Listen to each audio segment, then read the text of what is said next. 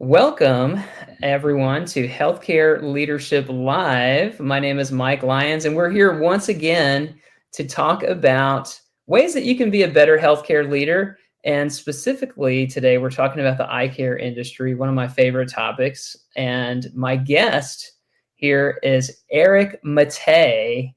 And Erich is a pro when it comes to starting up and revving up eye care businesses. And he's an expert at that. So welcome, Erich, to the show. Mike, thank you so much for having me on. I'm very much looking forward to this topic we're going to explore today. Yeah, well, you have an expertise that I certainly don't have. And, one of the reasons I like to do this show is because I get to talk to awesome people like you who really know about things that I have no idea about. And so believe me, every question I have is going to come from a place of genuine curiosity. So I can't wait to tap into your knowledge. But with that, tell us or tell me really, what is it that you do? How do you help your clients? And why do you do this work? Yeah, absolutely. Well, so Mike, I am the president and chief vision officer of Acrinos, which is a business consultancy that specializes in working with optometrists and ophthalmologists at all phases of that business life cycle. And, what we're all about is about creating an environment and creating an approach to consulting and providing the business tools to empower private practitioners to really thrive in business ownership. Mike, as consumers of healthcare, we're all consumers of healthcare. We see a lot of the changes that have happened here in the healthcare marketplace, really, no matter what we're talking about, whether we're talking about vision and eye care, which is our area of expertise in Acrinos, or any other area of healthcare. The fact is, there's a radically growing public health need for the care that doctors are capable of providing. And when you start to look at some of the consumer research, you come to realize exactly to what degree many patients prefer patronizing independence. They prefer patronizing private practices. So what we're all about here in Acrinos is really simple, right? I mean, we provide consulting and advisory to empower eye care providers to start, grow, and transition a thriving business. And here we are in year 5, and it's amazing, empowering doctors across North America to make it happen in their practices, serving their patients on their terms. I love that. And that incredibly aligns with the work I do as well. And it's so gratifying to be able to help providers, doctors, optometrists, to create business on their terms, exactly as you said. And many people think and they feel that it, as you said, it's for the betterment of patient care. Absolutely. Absolutely.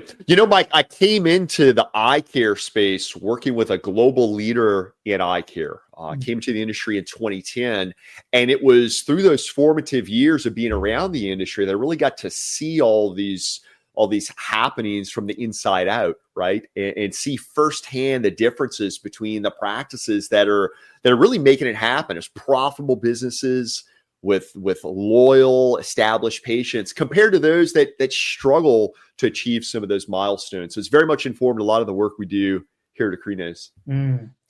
Well, so what we're going to do here in this conversation is Erich and I kind of strategize a little bit. So there's a couple different ways that a eye care practitioner can go about starting their own business. One is what you call the cold start. So starting from scratch. And the other way is acquiring or buying a business. And so what we're going to do in this conversation is we're going to spend some time talking about the cold start approach. And then we're going to spend some time diving into the acquisition or the purchase approach. And they're very different. I'm looking forward to really understanding from Erich, how different they are. And man, I'm stoked about that. So this will probably end up being a 2-part audio show, but it's going to be a 1-part live show. So by the way, if you are here live, if you're listening on LinkedIn or YouTube and you have a question for Erich, you have a golden opportunity to tap into his knowledge right now. Maybe you're an optometrist out there, you're thinking about starting a practice, or maybe you're even a student of optometry, or maybe you're with a group and you want to bust out on your own Erich is the guy. This is your opportunity. So put a comment into the LinkedIn, and we'll see that, and we can discuss it on the air here, or if you have a question. And so, yeah, absolutely take advantage of that. So with that, yeah, let's talk about the cold start of the practice. I like to think about, fit. In HR, we think about fitting the right person to the right job. Well, is the cold start for everyone when it comes to eye care? Oh, Mike, starting with the big questions. And Right. I'm glad you serve it up. I'm glad you serve it up in that regard, because I think it's really important to let our starting point actually be, look, y'all, you're a doctor. You've worked very hard to get where you are. You've established the training. You've achieved the certifications and credentials to provide the care that you seek to provide to your patients in your community.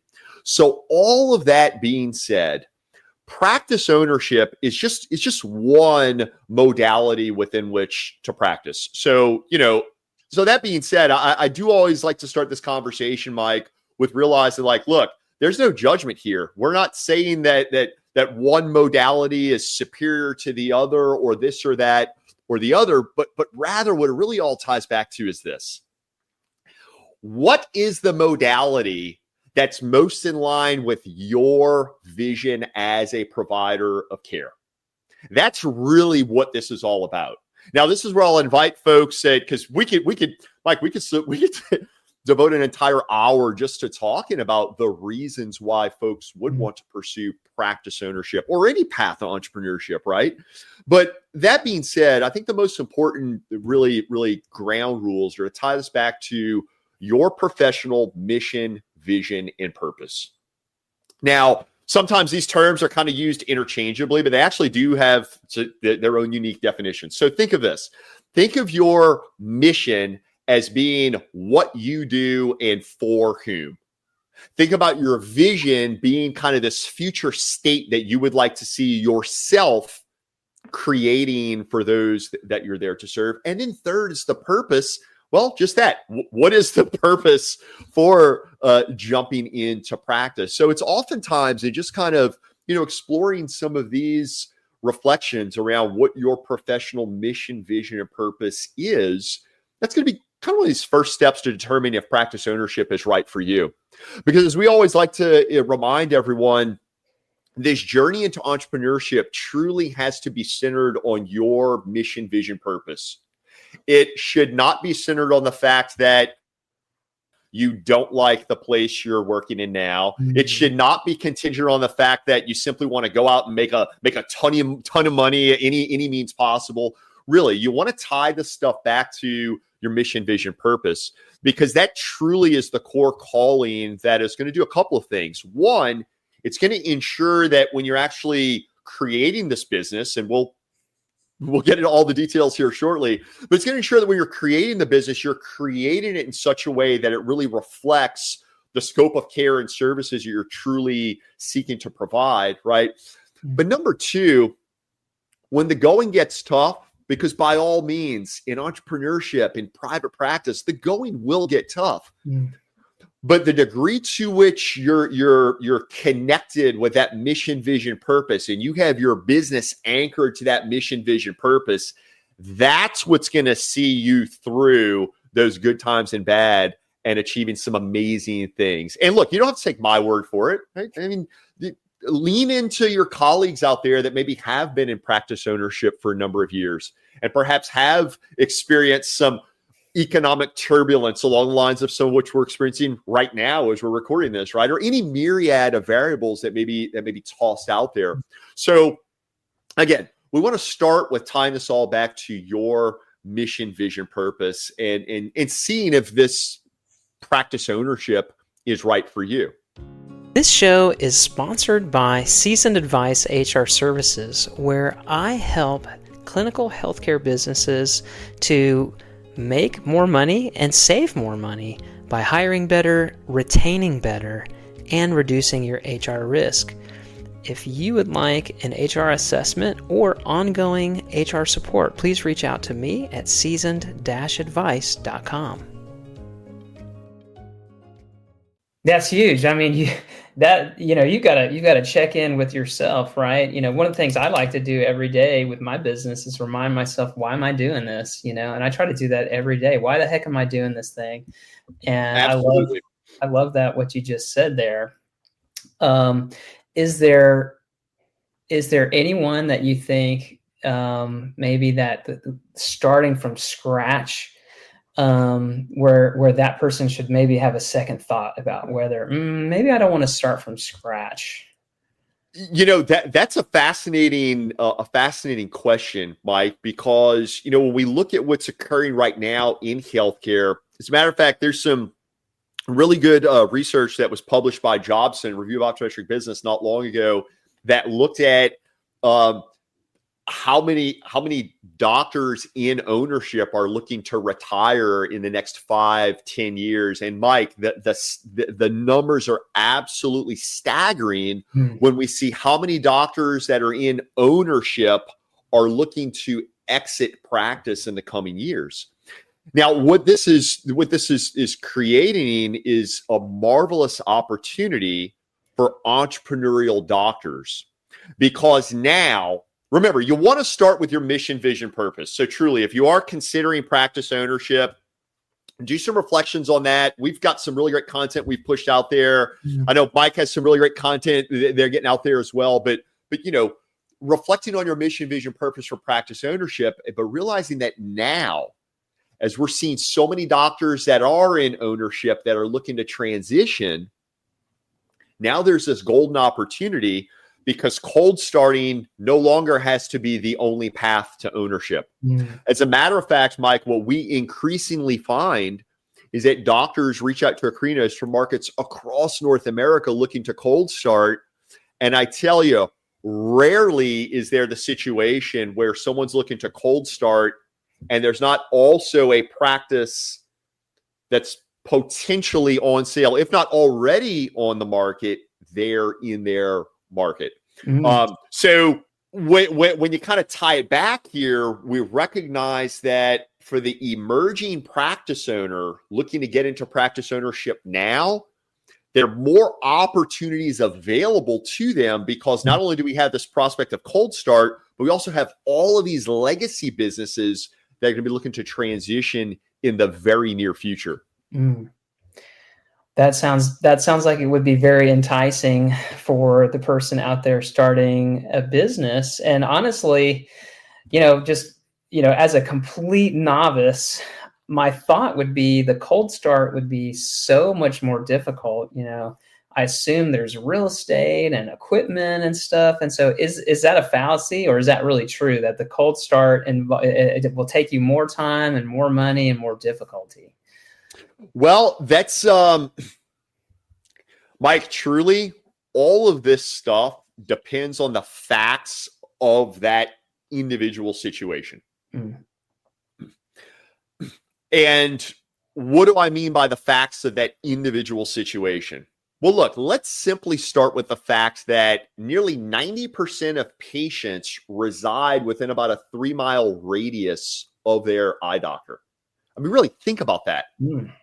It's fascinating. So that in itself, just looking at kind of the addressable market that a practice will have, now we can see, wow, oh my goodness, yeah, there really are going to be some intricacies that are highly individualized to that unique situation. But that's just scratching the tip of the iceberg. I've actually written and spoken about this at length. So please, to our listeners out there, feel free to go find me on LinkedIn. You can find some access to some of the articles I've written exploring this.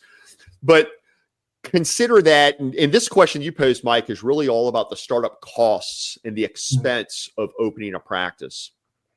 Not to get into the full kind of comparison of cold starting versus purchasing, but in a nutshell, you can expect that over its lifespan, a cold start, while it's going to be a little bit more daunting to get up and running, over its lifespan, the cold start is what's going to provide the highest ROI to that entrepreneur.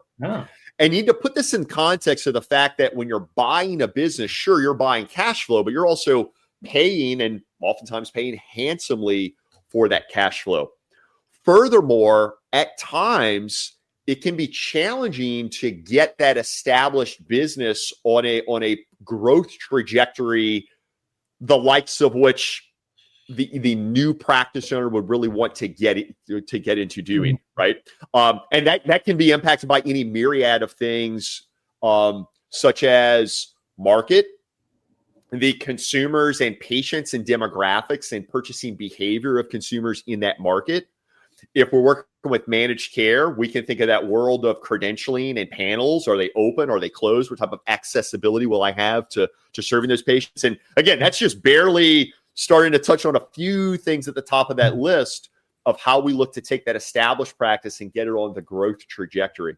So all of that to say, and this is really the takeaway message for our viewers out there, is if you're cut out for practice ownership, and in your professional mission, vision, purpose, practice ownership is right for you, then whether cold starting or purchasing right now, there is a world of opportunity. When we look at the growing public health need for vision, medical, and specialty eye care, we look at the expanding scope of care, the expanding scope of optometry and serving care, in providing care, these new fascinating ways that optometrists and ophthalmologists are able to come together to serve the entirety of that patient journey. Again, there's a wealth of opportunity in practice ownership. Okay, that's interesting. So yeah, the ROI potential, it sounds like, is higher. So yeah, you had me kind of thinking there, well, why wouldn't you want to capitalize on all these new business opportunities? But the cold start has that upside. So that's a fascinating angle. But the downside maybe of that is a little bit more time, maybe more of a process to get going. Yep, but no skeletons in the closet, I'll tell you that much.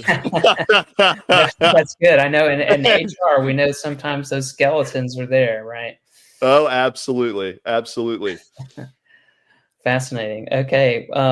Well, so yeah, that was kind of into my next question there, is about risk, right? And so you mentioned one of the risks of the acquisition, but what about risk when it comes to the cold start? So maybe you don't have the skeletons in the closet, or that employment lawsuit that no one wanted to talk about or whatever, but what are some of the big risks in the cold start path? Oh my goodness, Mike. In cold starting a practice, you are exposed to risk truly around every corner, right?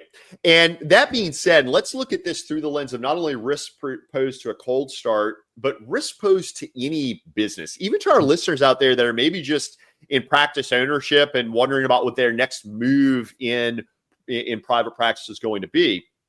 But we consider we're exposed to risk all over the place. We're exposed to liquidity risk, right? So think of just simply the risk of, hey, do we have money sufficiently coming in the door to be able to pay the bills? Now, obviously, depending on where the business is in its practice life cycle, there are going to be different fixes that may need to be brought into place to account for that risk, right? For instance, do we need to get credentialing to mitigate an RCM risk, or do we need to invest in our billing practices so as to mitigate this RCM risk, right? So we look at liquidity and the ability just to meet our short-term debts. We can look at operational risk and simply look at the risk of this business to continue operating and generating the revenue, the cash flow that it currently generates. I believe another really big risk is just simply the market risk, Mike. And this is something that is really fascinating to see. And every now and again, I'll get into some of the online communities, although I don't do it as much anymore. But it's at times kind of scary to see how folks will talk about what happens in different markets. And what's scary to me is how you can see someone in this market over here posing a question to a community, And then you've got someone in a totally unrelated market with perhaps totally different demographics that are providing a commentary and realizing that these things, that they're so dissimilar that what works over here perhaps may actually be a graver risk to try to deploy over here, right?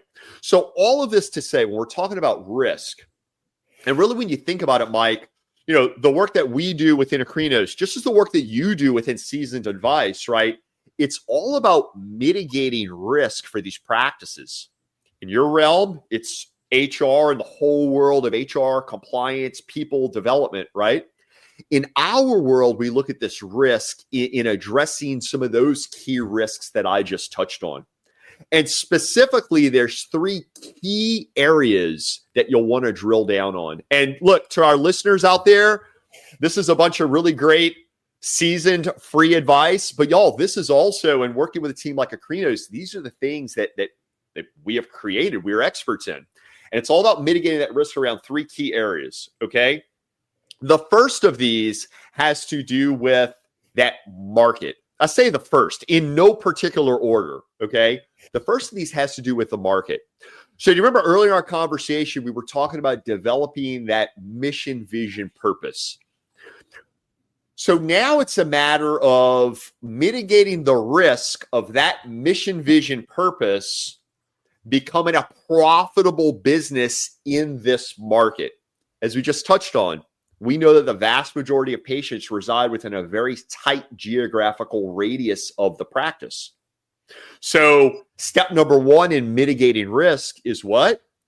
Let's do some market research. Let's dig in, understand the competitive market, understand the demographics and broader socioeconomic trends that are occurring across the consumers, and let that inform some of our paths forward. So again, number 1 is this risk of, we'll say, market fit. So what's the fix for that? What do? We dig into doing competitive and geospatial market analysis. Number 2 gets into elements of the financial risk. And obviously here, this is where, depending on if we're working with a cold start or someone purchasing a practice, namely whether we are constructing a financial forecast feasibility analysis or constructing a valuation on an established business, obviously in each of these exercises, each of these processes are done to determine and mitigate the financial risk. In the context of constructing the financial forecast and feasibility analysis for your cold start, you're going to want to ensure that that is going to quantify all of the startup costs. So that will include the real estate, the build out of the real estate, all of the equipment that will be put into the space, obviously furnishings, tenant improvements, your operations, your technology and software. Think of all of that stuff. So all of that's what's captured in that financial forecast and feasibility analysis for our cold start. Now, obviously, if you're looking to purchase a practice, then you would start with constructing a valuation of that established business you're looking to purchase. That's going to gauge the risk, and actually it's going to assign a price to that business as is based on the risk. But then even for one purchasing a practice, take the next step to develop your own financial forecast and feasibility analysis to gauge what the business will look like into the future, right? Because it's not until you've kind of forecasted revenues that we can then forecast revenues, or only half the story. We also need the expenses, right? So that's why we want to do these exercises, to forecast the revenues, but also forecast the expenses, because then and only then can you have a solid quantification of the cash flow. And now we're going to know, is it worth taking on the debt to start this business? Is it worth taking on the debt to buy this business, and all of the things, right? So again, we're getting back to talking about risk, and we're talking about market fit. So how do we assess and position ourselves to strategically approach the risk of market fit? Geospatial competitive market analysis. Next up, the financial risk. How do we gauge that? If we're buying a business, we want to do a valuation. And then whether we're buying a business or cold starting a business, we definitely want to construct our own forward-facing financial forecast and feasibility analysis. That's going to include our revenue projections and our expense projections, because then we can project our cash flows. So we've now gauged the risk. You're going to go borrow $500,000, $700,000, whatever the case may be, to cold start or buy a practice. Let's understand the risk, the future of us being able to repay that loan, right? So those are some of the key risks that anyone is going to face, right? And then we can start jumping into some of these other areas of risk, right? Solvency. We look at volatility and business risk, and now we're getting into some other areas regarding. There's some other areas of the business that need to be developed specifically with marketing and people. And this doesn't even get into the world of HR, right? But nonetheless, while there are a lot of risks when cold starting or buying a business, with the right steps, assessing and analyzing the right data, and then constructing the appropriate forecasts, that's when you start seeing some of the facts. Now, they are projections, but nonetheless, we can start to quantify this stuff. And now what was the risk that maybe to our listeners out there have been thinking about doing this for a few years and you're afraid? It's absolutely okay to be afraid. As a matter of fact, you should be afraid. So you don't get yourself in trouble. You should be afraid. But notice that the fear level, Mike, is going to start to come down. The more of those things we get answers to, now those fears start kind of melting away. This ties into where I was going mentally there, which is, the financial risk. If you are trying to secure funding, really my next question is about how to secure funding. Let's say I'm a student, or maybe I've been an employed optometrist for a little while. I don't have $700,000 laying around, right? And so how do you take this kernel of an idea? Maybe I have the mission, the vision, the values, and I feel like, man, I'm called to do this. I really want to make this my next move, but I don't know where to get the funds from. How do you do that? Yeah, great question. And to our listeners out there, I apologize in advance if I'm taking cold start and purchase and kind of marrying them together in the responses here. And Mike, we were chatting about this a little bit also prior to going live. There is a lot of overlap. Yeah. There is a lot of overlap here. Now, mind you, there are definitely things that are unique to each path, and we will elaborate on those. But let's get back to this whole topic of finance, okay? So you're going to go to a bank to borrow this money. Hey, if you've got a lot of money and cash sitting on the sideline that you're wanting to throw at this, good for you. But by the way, also, even though you do have a lot of cash sitting on the sideline, it's not necessarily the best use of those funds to throw them all into startup, right? But nonetheless, in securing funds, it's all about telling the story. Now, as you're listening to this and you yourself are maybe a little bit afraid of your next step, looking to cold start or purchase a business, trust that you're actually not the one that's most exposed. The one that's most exposed is going to be the financiers of this. So presumably a commercial lender, right? Or government if it's SBA, right? But presumably a commercial lender. So what they're going to be looking for is they want to understand what is the feasibility of you succeeding. And I always like sharing this and kind of elaborating on this, because there is something to be said for getting approval. Understand, when the bank says, yes, doctor, we will approve you for this amount of funds, that's them saying, we believe in you. That's not Eric saying he believes in you. That's not Mike saying he believes in you. That's not your patient saying, hey, please go start your own place because we believe in you. We want to go see you in your own office. No, that's a lending institution saying, hey, Like, we have a lot of data that we look at, and we believe, based on all the data that we look at and the data that you have shared with us, the bank, we are going to provide you with these funds. Now, what is the data that you want to share for the bank? It's as follows. If you're looking to cold start a practice, you need to have a well-constructed strategic business plan that includes all the things. So what are all the things? It includes a full 3 to 5 year financial forecast and feasibility analysis on your venture. That's going to include all of your startup costs. And I touched on these a little bit earlier also, right? All your startup costs, including your real estate, build out of the real estate, working with professionals along the journey, consultants, attorneys, accountants, all of the equipment and infrastructure that will be going into the business, your HR and people costs, right, Mike, your world, everything that goes into getting this business off the ground. Now, it's also important, I say important, it is absolutely vital that 3-year financial forecast and feasibility analysis has realistic and conservative projections of future cash flows.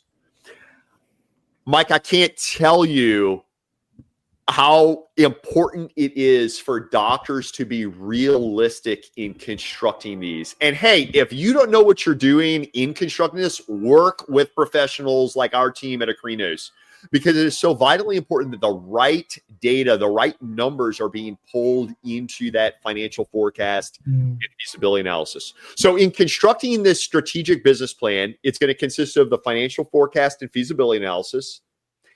It's going to consist of a competitive and market geospatial analysis. So again, I've referenced this a little bit earlier in our conversation as well. And what you want this to look at is not just your list of competitors in the market and basic socioeconomics, like, average household income and average property value.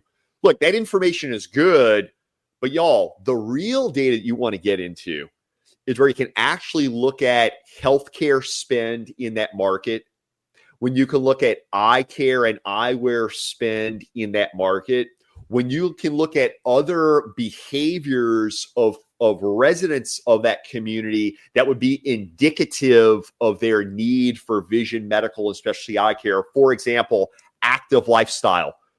We know the correlation between active lifestyle and contact lens use. And we know the correlation between active lifestyle and LASIK procedures. So again, if you'll follow where I'm going with this, you look at the data that is going to kind of shine a light on services that we'll be providing in the practice.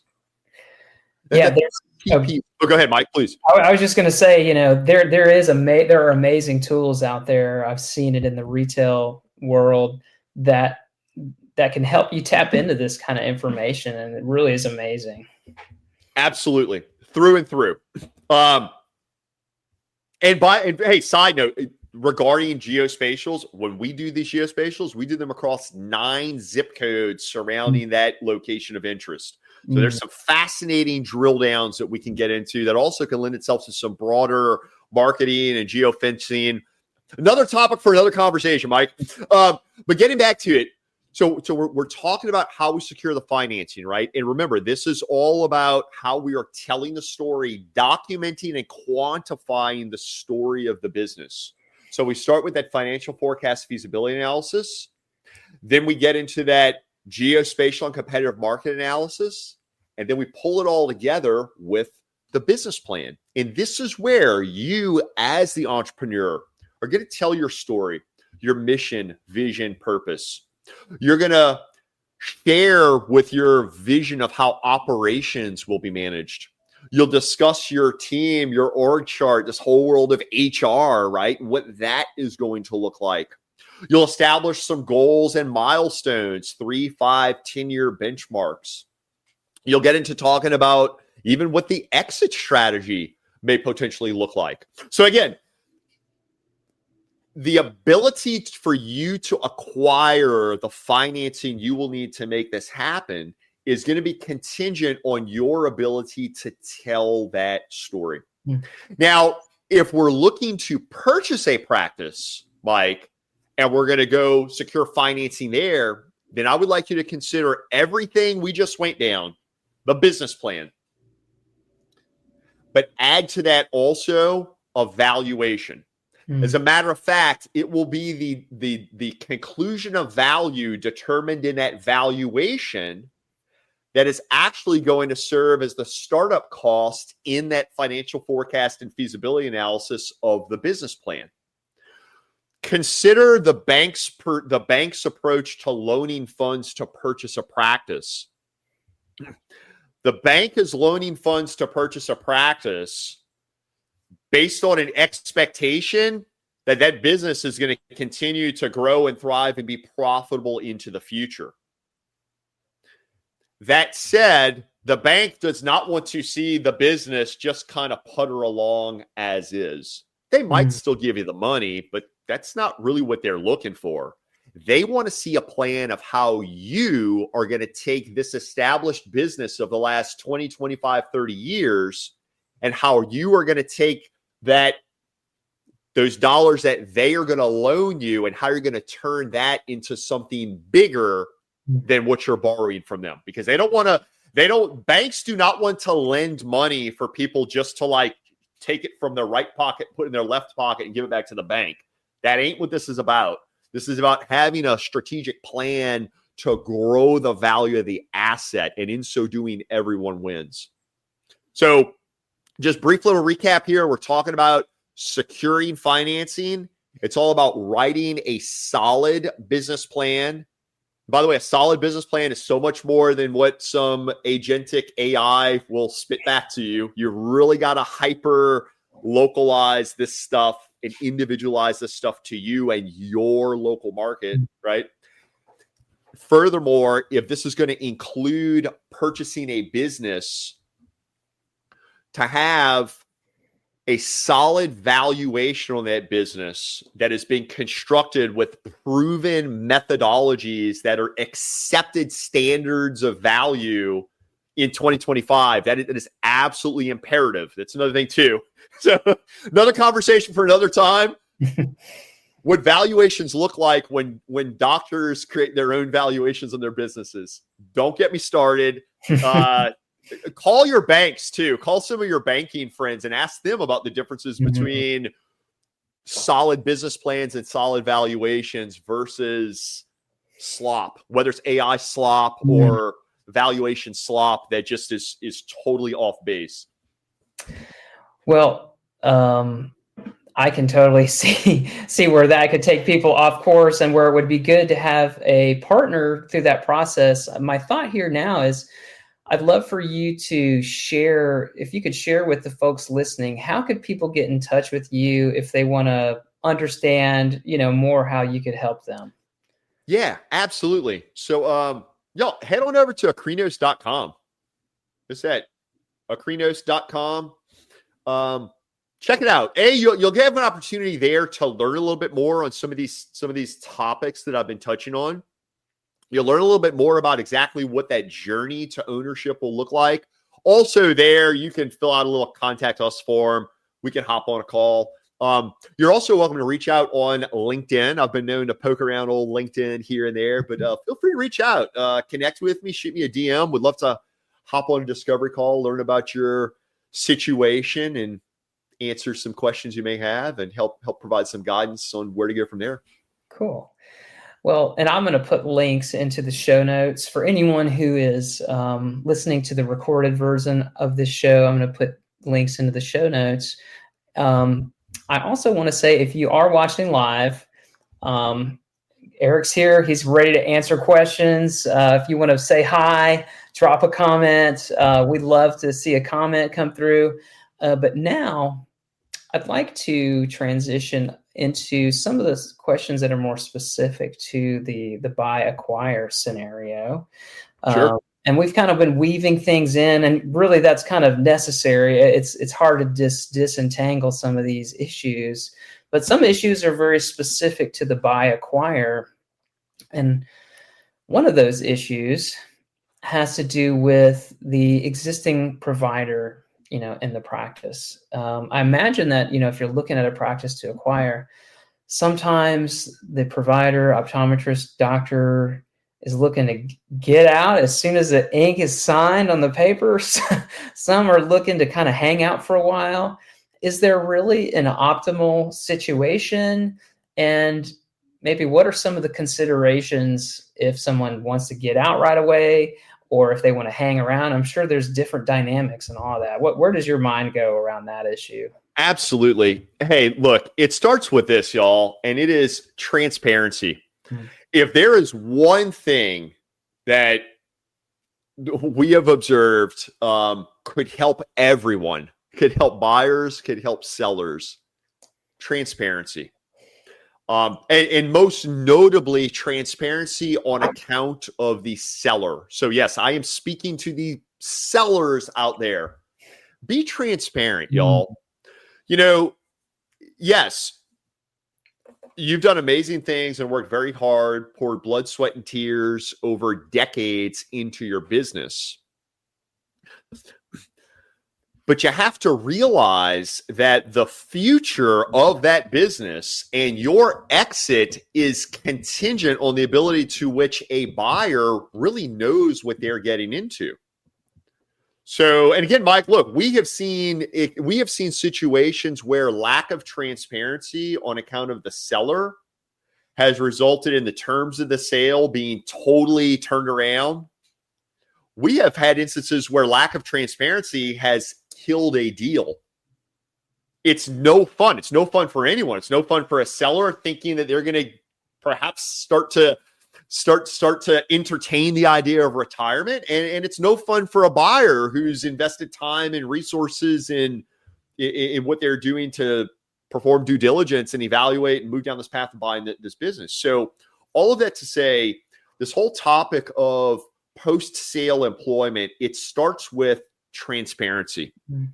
Because I tell you, a lot of these concepts that we were touching on here also earlier in the conversation, things as simple as constructing that financial forecast and feasibility analysis. If a buyer can understand from the very beginning transparently what your intentions are in post-sale employment, that can factor itself right into the financial models, right?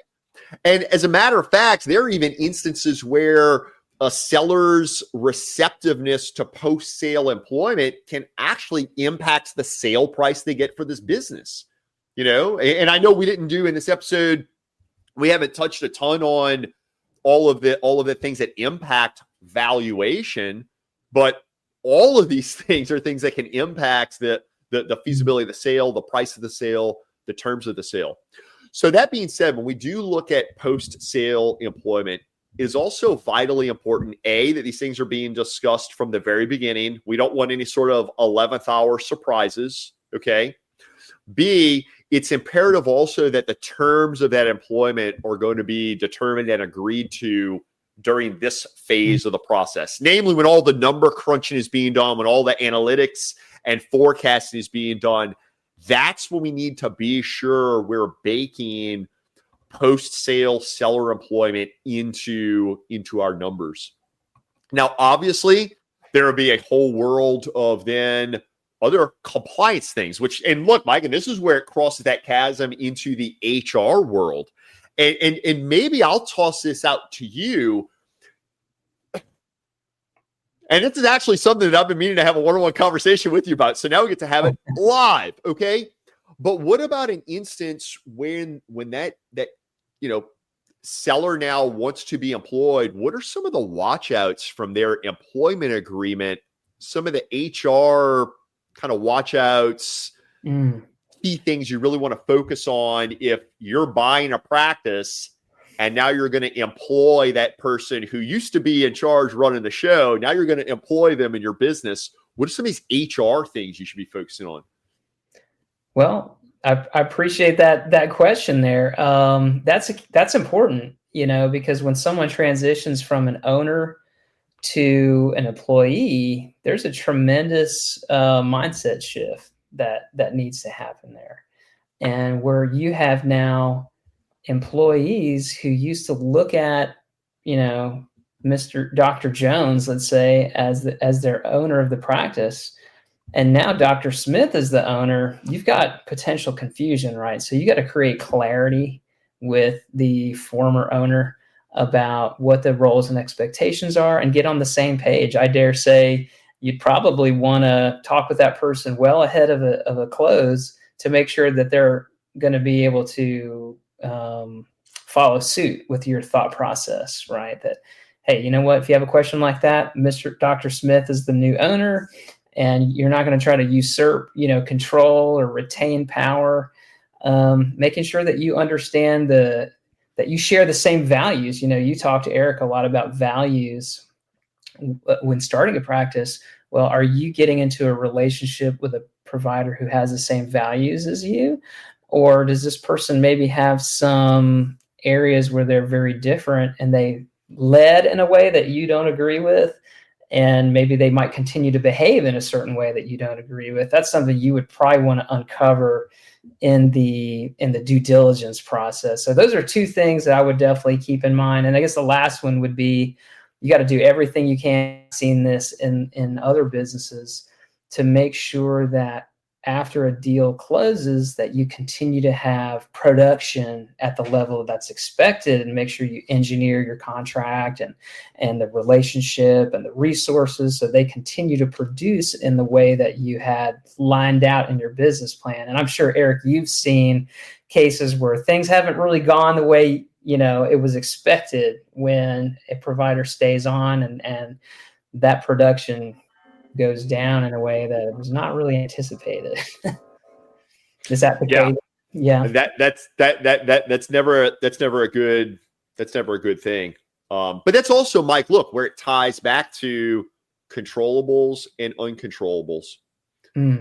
If you're controlling all of those things you're capable of controlling, then you have minimized your risk in this relationship. But if you have, if you're tuning into shows like this to hear talking heads like me and Mike share ideas, but you never actually roll the sleeves up and commit to the controllables, again, that's where you're exposed. But it should be said that even with all the controllables being addressed, with good numbers pulled together, pulled into the financials, we know what the plan is. We have a good, well-written employment agreement with that seller who's now an employee.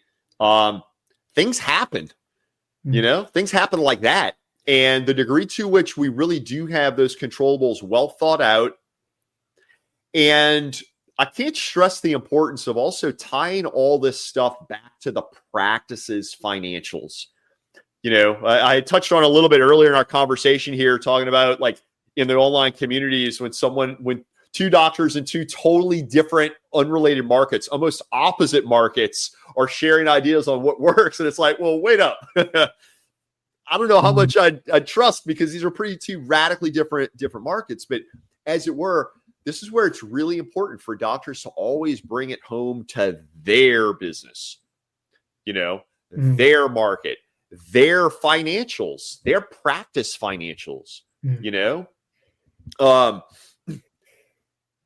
and building also on this theme of, in the context of transition and the post-sale employment, the transparency piece. Y'all, I can't express enough the importance of transparency. Look, at the same time that we've seen some of these employment interests throw some curveballs to us in these deals. I mean, we've also seen other instances where there are other things that can totally throw things off. You want to talk transparency? Asking a seller for financials, and the seller sends you a P&L that they prepared. Maybe they've even sent you 3 to 5 years of P&L that they prepared, but failed to ever provide a tax return that was submitted to the government.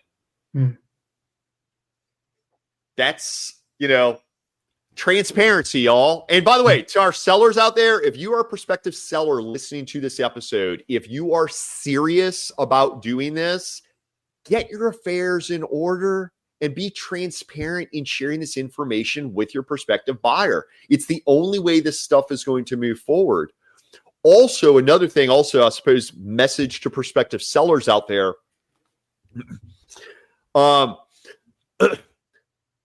Don't be afraid of pulling the Band-Aid off. What do I mean by that? Don't be afraid to uncover what the true value of your business is. Mike, I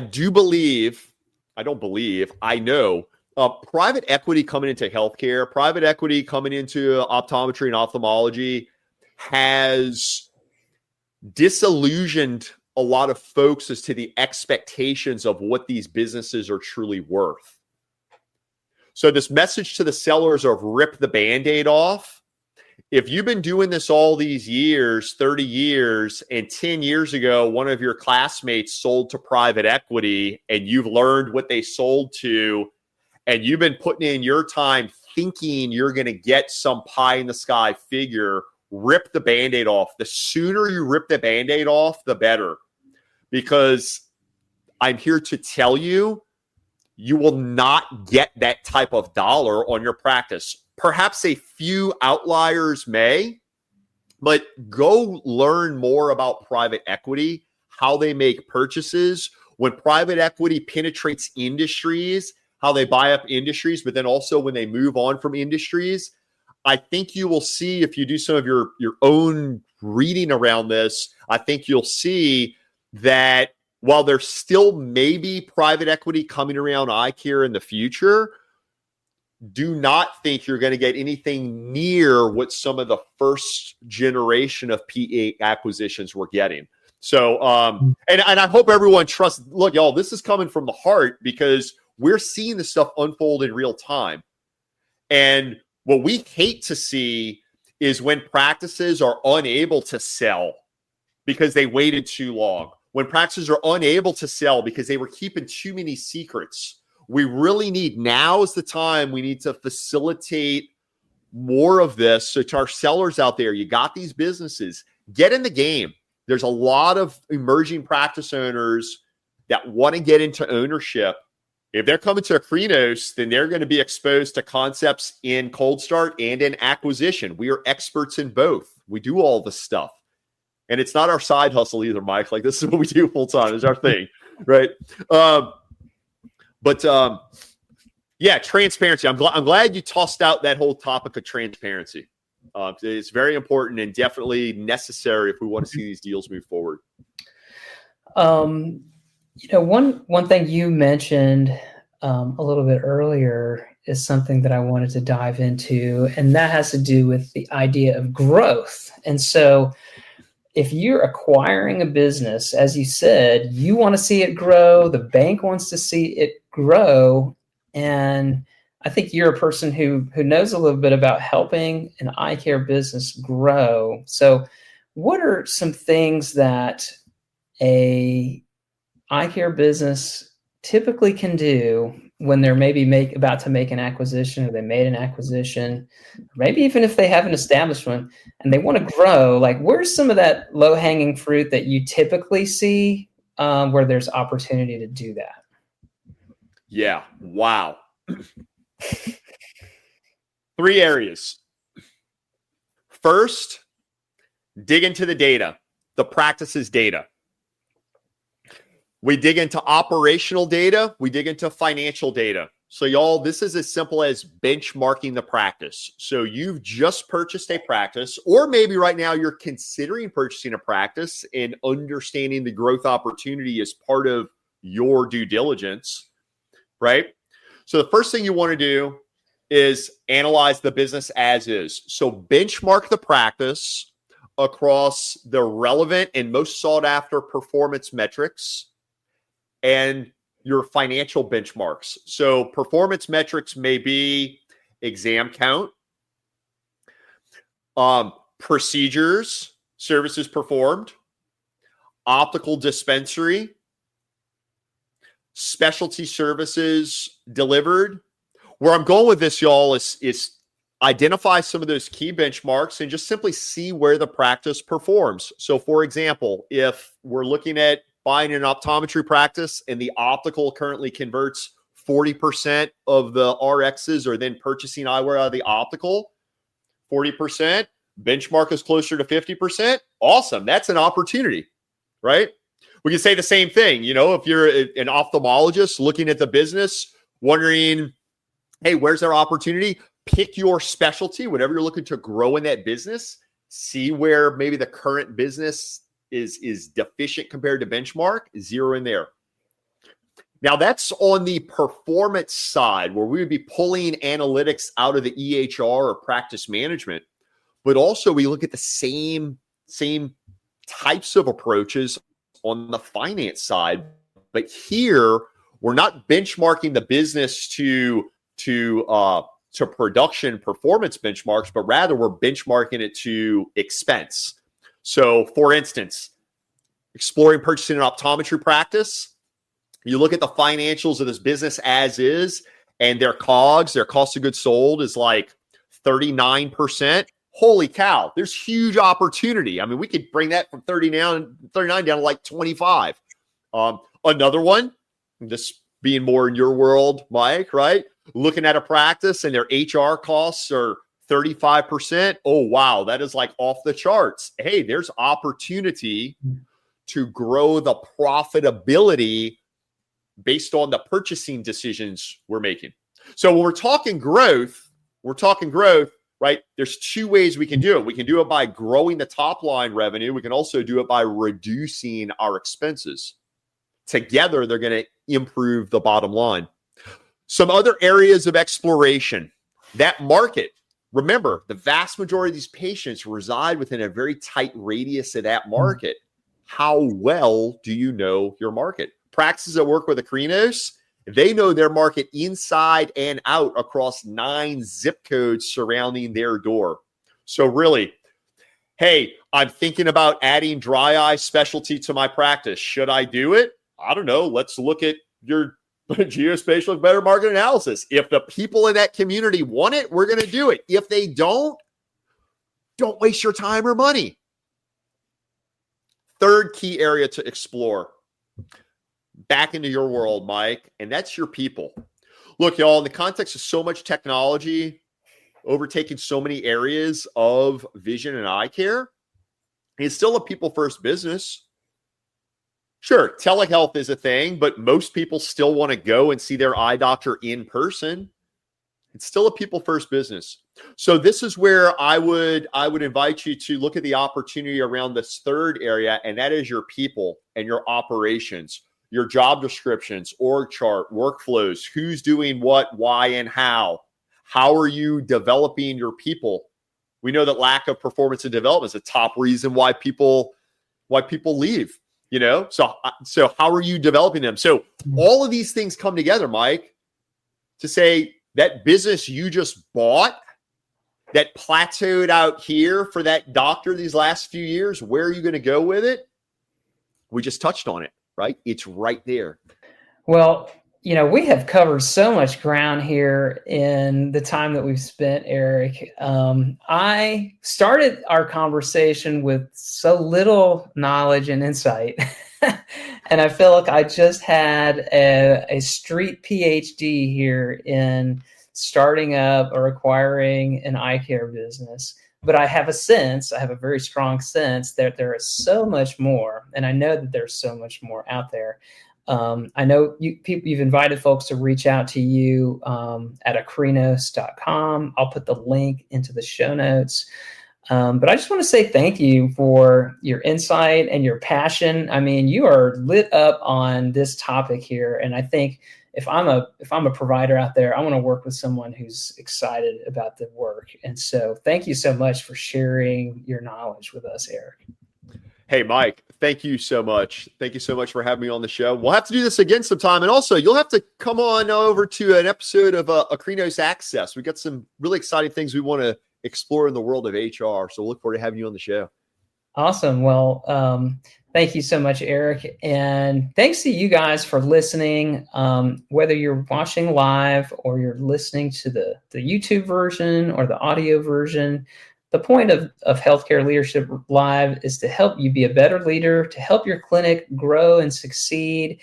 And that's what I'm going to continue to do, to have great people as guests here on the show. And so stay tuned, follow the show, follow me on LinkedIn, subscribe to us on Apple Podcasts. And I promise I'm going to continue to bring great guests like the one we've had here today with Erich Mattei. So with that, thanks for listening. And I want to invite everybody now to go out there and lead with confidence.